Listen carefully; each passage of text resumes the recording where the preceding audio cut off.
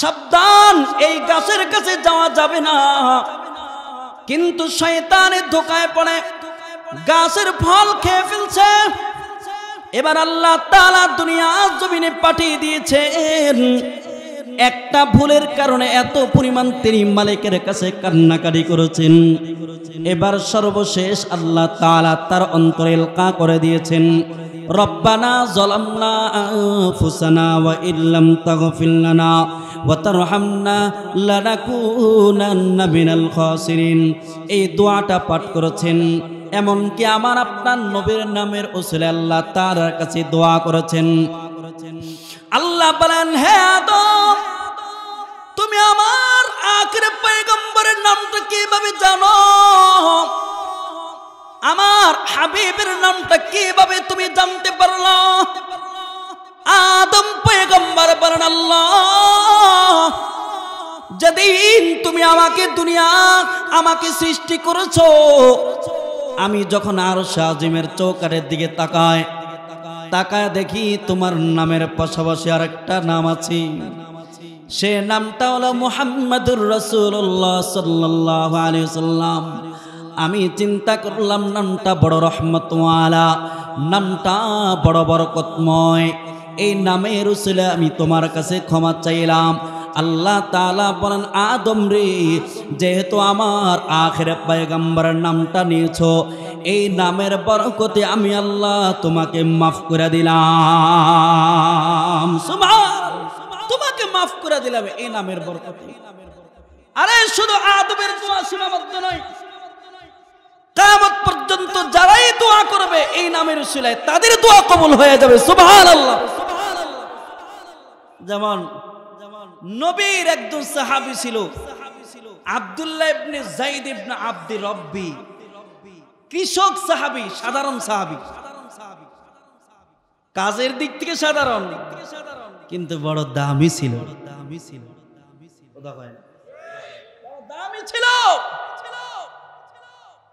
কেমন দামি? যেই সাহাবীর কারণে আল্লাহ তাআলা আজ পর্যন্ত আযান চালু রাখছে। আরো জোরে বলেন, যখন নামাজ ফরজ হয়, নামাজের জন্য মানুষকে কিভাবে ডাক দিবে, সাহাবায়ে কেরামদেরকে নিয়ে আল্লাহর রাসূল পরামর্শ সভায় বসছেন। কেউ বলেন ঘন্টা বাজানো হোক, কেউ বলেন আগুন জ্বালানো হোক, কেউ বলেন সিংহে ফুঁক দেওয়া হোক। তাহলে এগুলোর আলামত দেখে মনে করবে নামাজের সময় হয়ে গেছে। আল্লাহ রাসূল বলেন, না, এটা আমার পছন্দ হয় না, যাও, আগামীকালকে আবার কথা হবে। পরের দিন সকালবেলায় আব্দুল্লাহ ইবনে যায়েদ ইবনে আব্দি রব্বি ফজরের নামাজ পড়ে রাসূলের কাছে চলে আসছেন।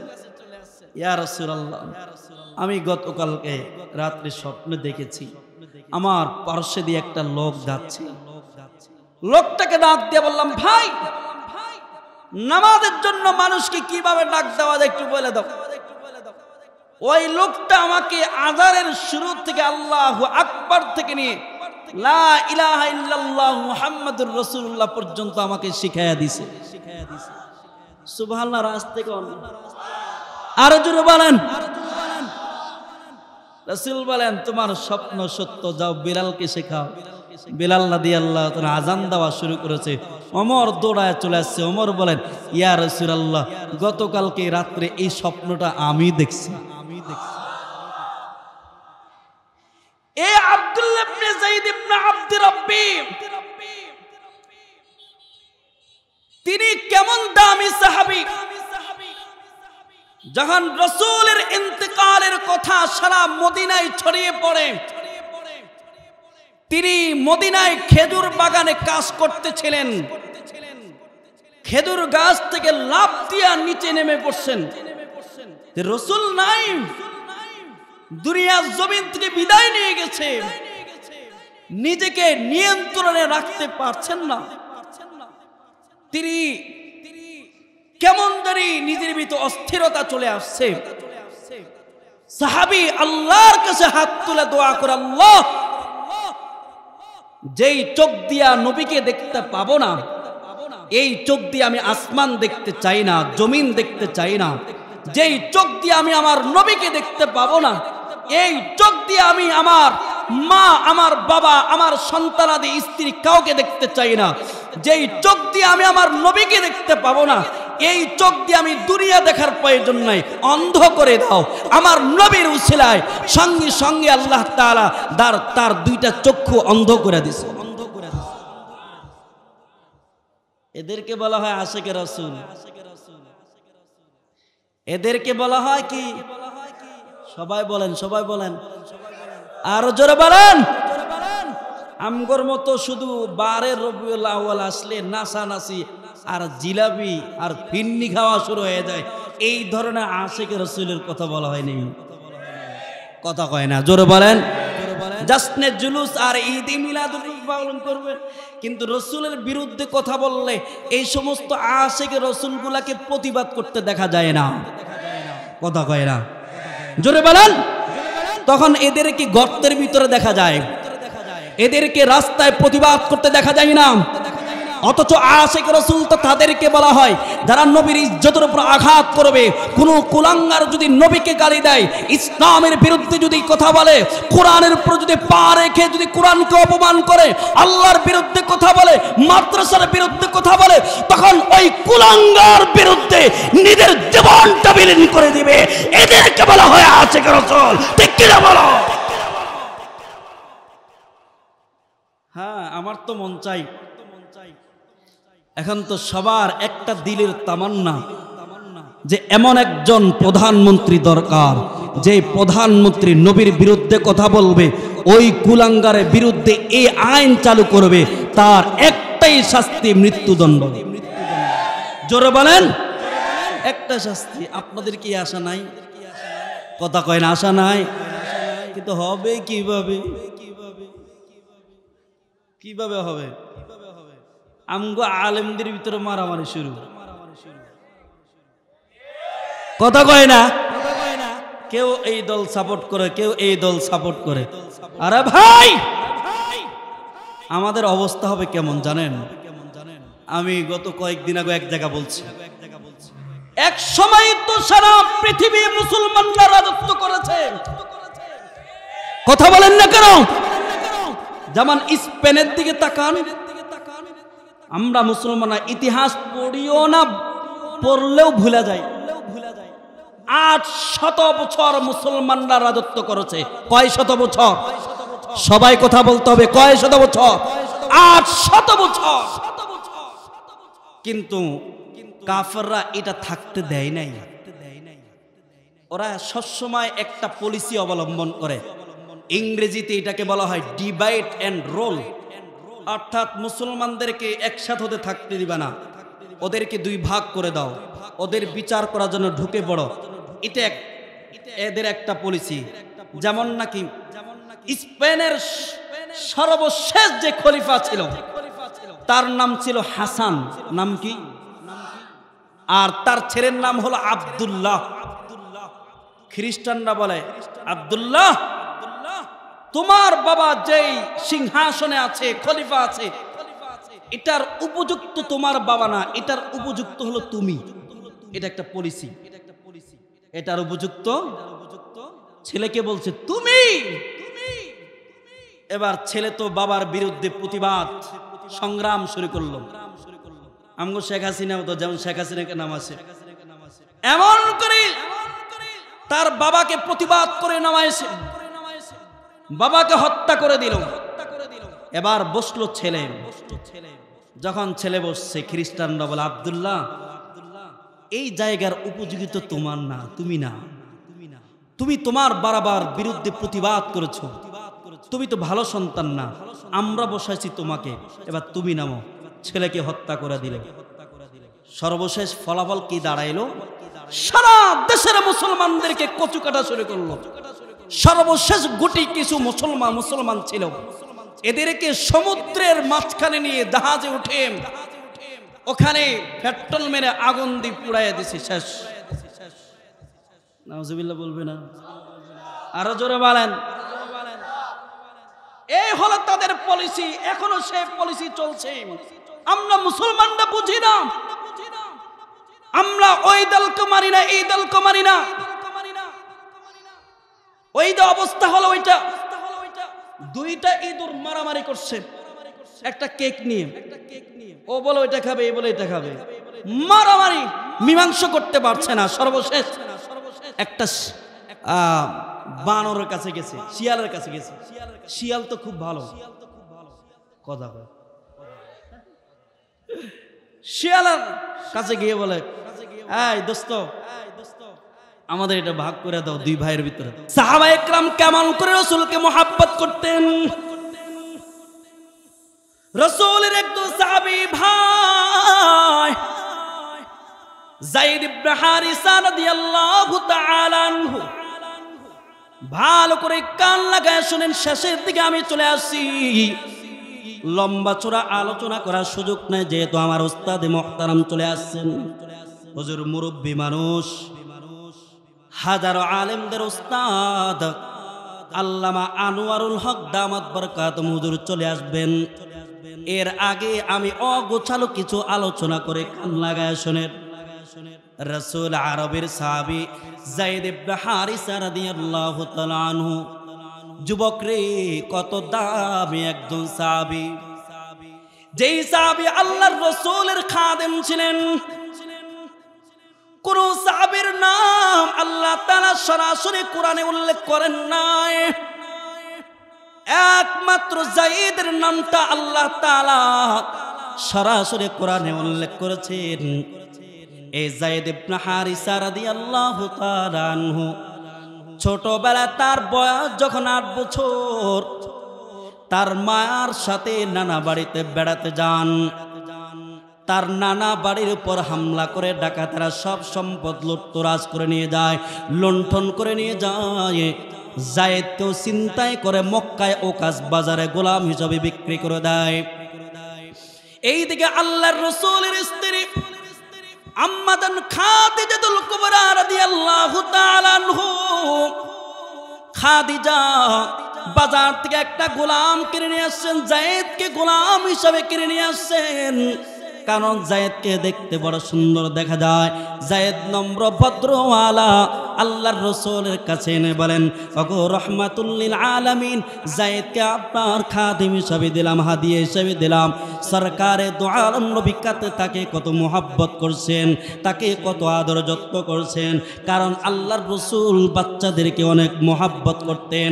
এইদিকে যায়েদের মা বাবা হারানো সন্তান খুঁজে পায় না, কতদিন হয়ে গেছে, মা কান্না করতে করতে দুইটা চোখ পর্যন্ত অন্ধ হয়ে গেছে, আদরের সন্তানকে খুঁজে পায় না। এইদিকে যায়েদের গোত্রে কিছু লোক তারা মক্কায় আসে হজ করার জন্য। তারা মক্কায় এসে বাইতুল্লাহর সামনে যায়েদকে দেখে চিনে ফেলে, এটা তো আমাদের যায়েদ। যায়েদ তাদেরকেও চিনে ফেলে। তারা বাইতুল্লাহ হজ শেষ করে তারা তাদের বাড়িতে চলে যায়। যায়েদের বাবাকে ডাক দেয়া বলে, যায়েদের বাবা, আমরা তো যায়েদের সন্ধান পেয়েছি। যায়েদ তো এমন একজন সম্ভ্রান্ত পরিবারের আছে, কোনো সমস্যা নাই, মক্কায় আছে, কোনো চিন্তা করো না, টেনশন করো না।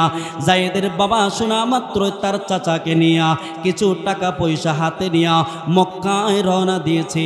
আল্লাহর রাসূলের কাছে এসে বলে, ওগো রাহমাতুল লিল আলামিন, আপনার কাছে মনে হয় আমাদের সন্তান আছে। কে আপনাদের সন্তান? আপনার গোলাম যায়েদ আমাদের সন্তান, যত টাকা পয়সা লাগবে দিব, কোনো সমস্যা নাই। আল্লাহর রাসূল বলেন, যায়েদের বাবা, একটা কথা আগে বলতে হবে, যায়েদ যদি আপনাদের সাথে যেতে চায় যাবে, কোনো সমস্যা নাই, কোনো টাকা পয়সা লাগবে না। কিন্তু যায়েদ যদি যেতে না চায় তাহলে জবরদস্ত করে নেওয়া যাবে না। যায়েদ যদি আমার কাছে থাকতে চায় থাকবে, কোনো অসুবিধা নাই, আপনারা জবরদস্ত করে নিতে পারবেন না। যায়েদের বাবা বলেন, মুহাম্মদ, আপনি বড় ইনসাফওয়ালা, আপনার কথার উপর আমরা সন্তুষ্ট, আপনার কথার উপর আমরা একমত। এবার সরকারে দু আলম নবী যায়েদকে ডাক দিয়েছে, যায়েদ সামনের দিকে আসো। যায়েদ আল্লাহর রাসূলের সামনে আসছে।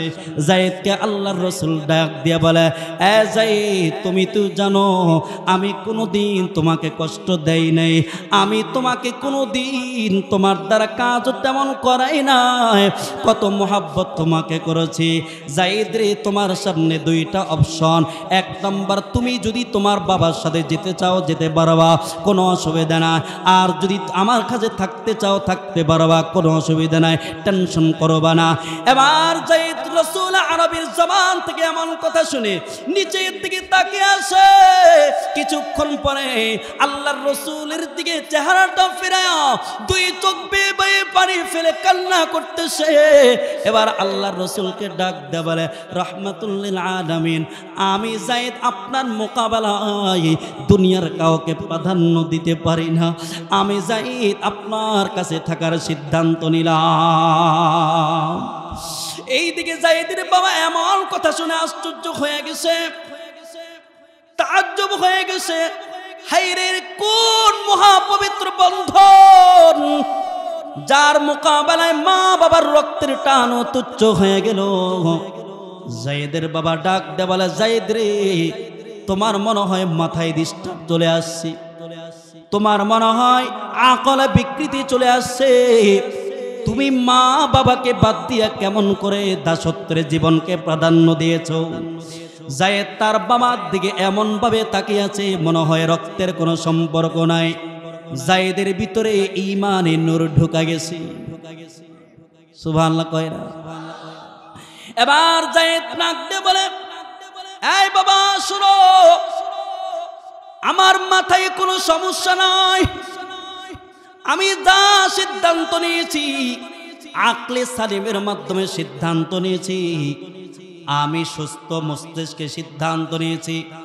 এই বাবা, তুমি কি জানো আমি এমন একটা ঘরে আছি যে ঘরে আসমান থেকে আল্লাহর কোরআন নাজিল হয়?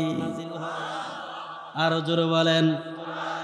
আমি এমন একটা ঘরে আছি যে ঘরে আসমান থেকে জিবরিল আমিন নাজিল হয়। আমি রাসূলুল্লাহর কাছে এমন আখলাক দেখেছি যে আখলাক আমি দুনিয়ার কারো কাছে দেখি নাই। নবীর আখলাক এত সুন্দর, নবীর মতো এত সুন্দর আখলাক ওয়ালা আমি আর দুনিয়ার কারো কাছে দেখি নাই। আজ থেকে তোমরা আমাকে সন্তান হিসাবে ভুলে যাও।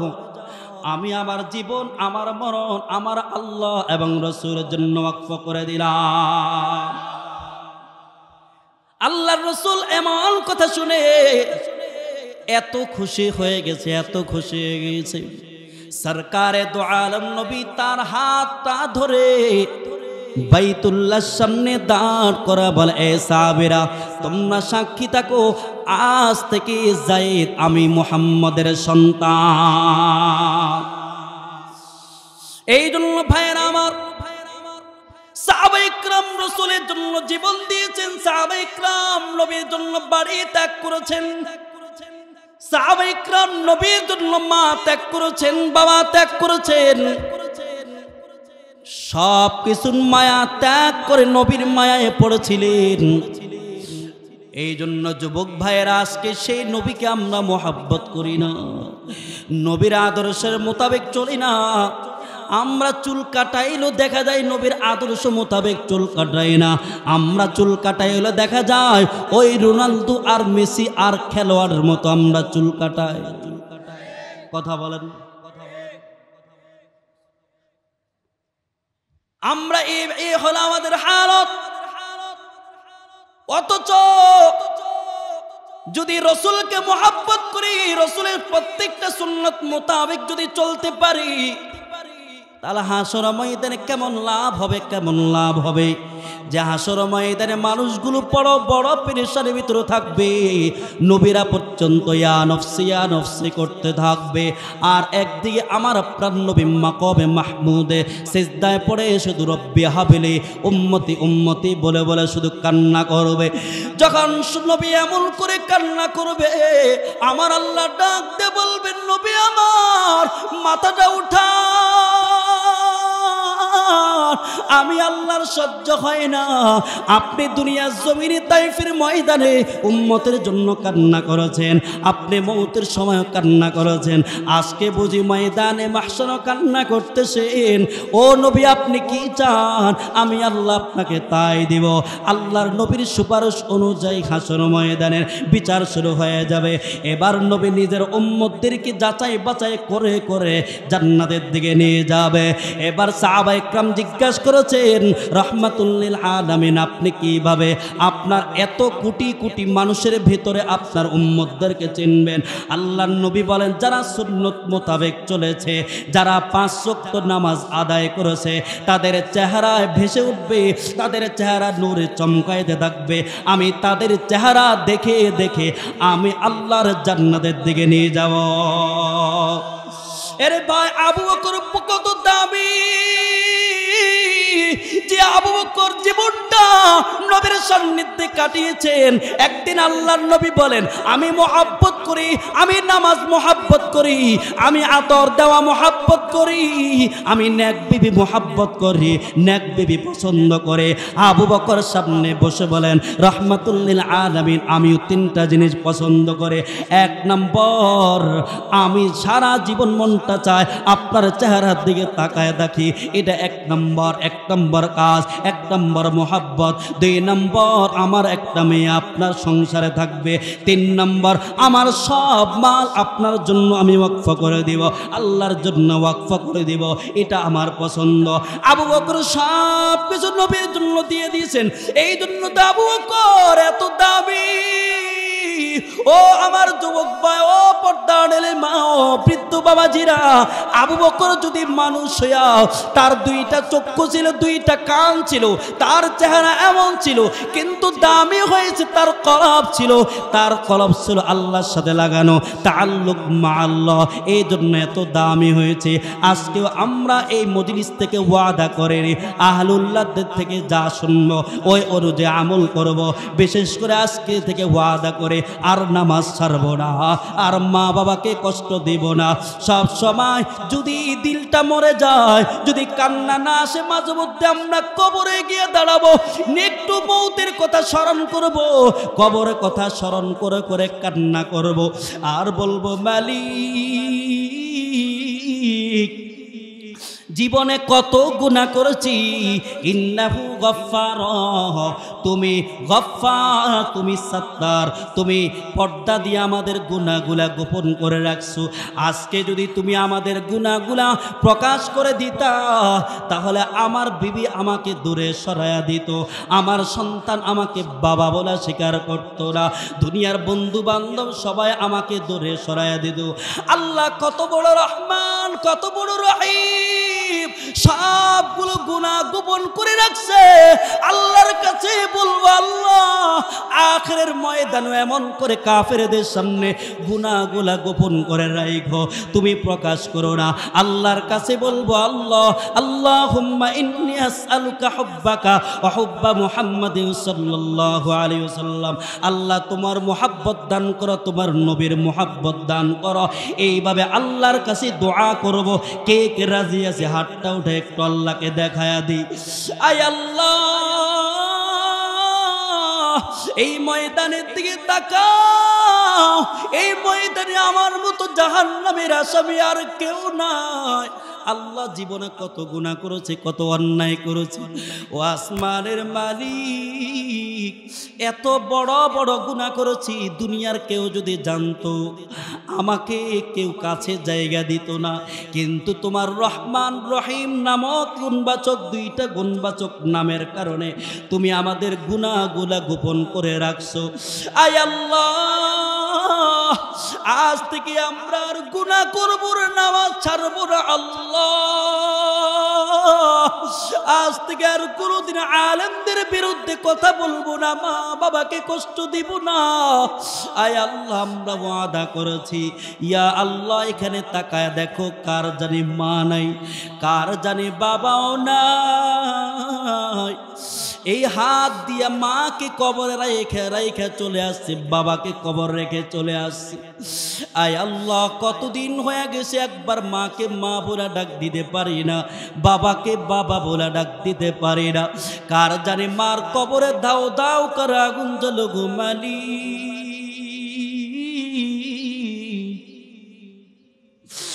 কার জানি বাবার কবর দাও দাও করে আগুন জ্বলতেছে। আল্লাহ, ও মাহারা বাবা হারা সন্তানগুলো চোখের পানি ফেলে কান্না করি, মা বাবা প্রতিদিন কবর থেকে ডাক দিয়ে বলে, রে সন্তান,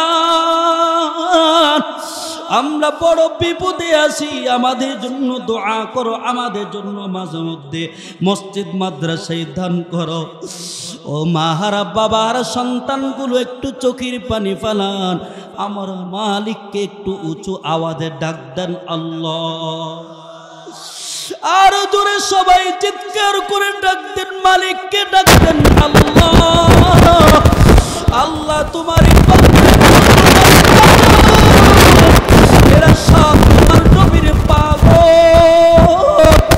আল্লাহ একজনে হাতকে ফিরাইয়া দিও না আল্লাহ।